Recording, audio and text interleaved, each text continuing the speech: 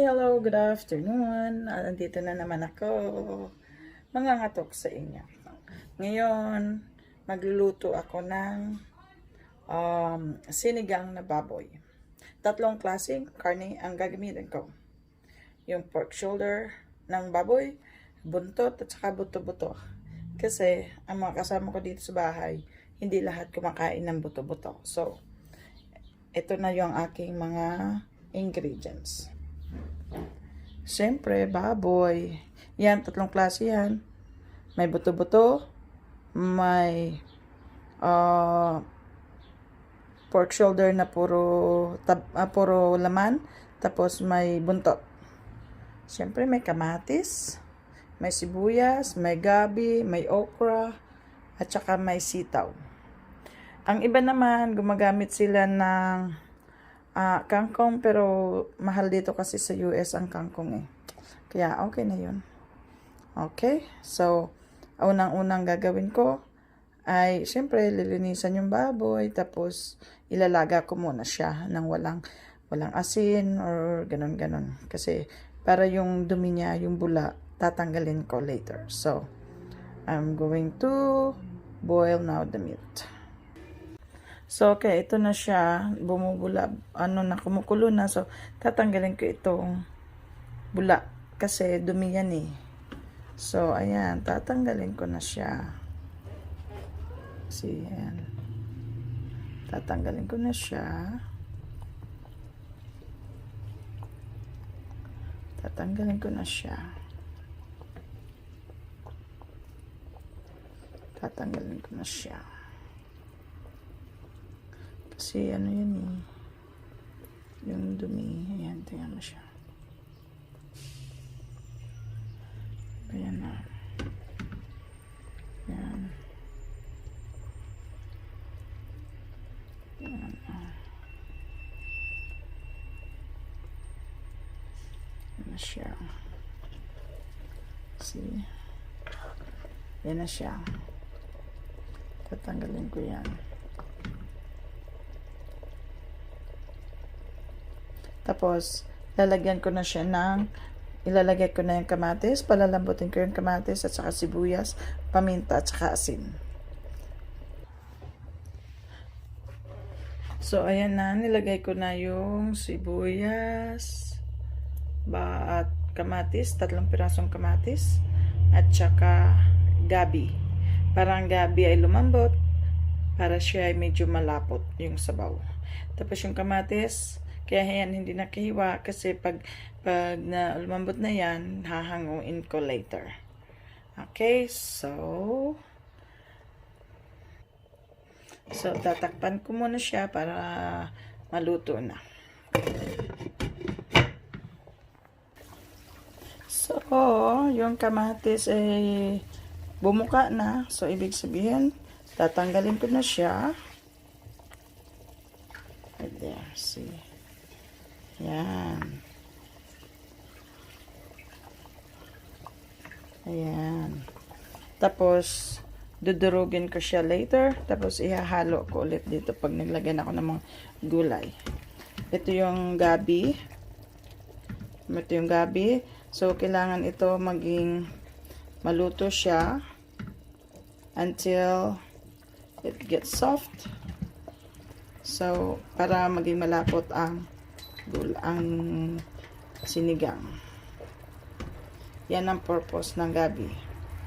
See, yan. So, ang baboy ay medyo hilaw pa. So, let's just wait.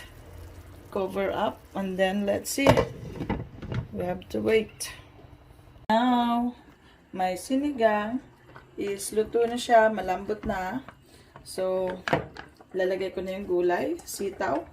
I only gonna use 2 kinds. The sitaw and okra. Kasi, yung iba, gumagamit ng talong at saka kangkong. Tsaka ganito. Pero ako, 2 klase lang. Kasi yun ang kinakain ng mga tao dito sa bahay. And, ang kangkong dito mahal eh. Tapos, ito yung okra. Of course, nilinisan ko yan. That's all cleaned. I washed it. So, here's my magic word. Mix, mix, mix, mix, mix. Okay? Tapos, yan. Yan na, kumukulo-kulo na. Then, lalagay ko na yung aking kamatis. I smashed it. I mashed it. Diba? Yan, pinong-pino siya. Yan. Sayang. Okay? So, magic. Forward. Mix, mix, mix, mix. Yan. Nakikita nyo yan. Look at that. Medyo malapot na siya. So, kumukulo-kulo na siya. Yan na siya. And then, habang nandiyan yan, parang habang yung gulay ay hindi pa naluluto, lalagyan ko na siya ng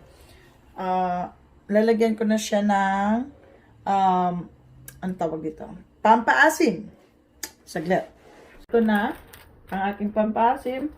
Kasi ako gusto ko yung maasim na maasim. At saka gusto din ng mga bata maasim. Kaya it depends on your taste. Kung ilang tamarin soup ang gagamitin mo, Nor. Shout out sa Nor. So, I have to, here. Lalagay ko yan. Taob ang kanin ko dito. This is my boy's favorite. I hope they will gonna save some rice to their dad later. Usually, I put 2. But, kung hindi siya masyadong maasim, dinadagdagan ko pa din siya. Yan, sampalo. Tapos, masarap sana to kung may sili na haba. Kaso lang, yung mga tao dito wala namang hilig sa sili. Kaya, ako lang din naman. So, sayang lang din. Mahal pa. Ayan na. So, antayin natin. We have to wait until the vegetable cooked. And then, we will gonna taste it. If the taste and everything taste good, and then dinner time soon. See those? See, makikita mo hindi ako masyadong madami pag nagsabaw, kasi pag magsabaw ko ng madami parang isang batalyon ang pakakainin mo. So ayan lang, okay lang siya. Yan, diba? Yan, titigman ko kung anong lasa.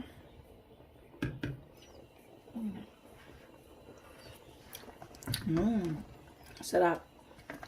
So, antayin lang natin na umanaw. Lagyan ko lang ng konting asin.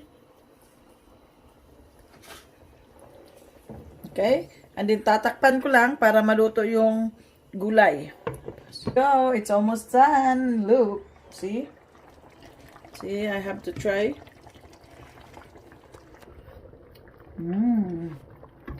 Sarap. So, ito na siya. What's next? Dinner time! Okay, so guys, ito ay puro Filipino food lang, karamihan. So, please subscribe my YouTube channel. And like and share if you would like to. But if you don't want to subscribe, just watch it. It's okay. But ito ay masarap. I love cooking. So please do subscribe my YouTube channel. And here you go. I will gonna show you my finished product. Here's my product. Don't take that off now. So here you go. Ayan, kumukulo-kulo pa siya. Alam, makikita mo siya. Ito na yung finished product. Medyo yung gulay lang. Antayin lang natin na medyo maluto yung gulay. And then the taste are good. So, syempre, sino ba naman ang magsasabi na hindi masarap ang luto mo, di ba? But honestly, This is how I make sinigang. At ang mga anak ko, taob ang pinggan, taob ang kanin dito. So, okay guys. Till next videos. And please do subscribe. And click the bell icon. Kung gusto nyo. Pero kung ayaw nyo, okay lang din. Okay, bye-bye!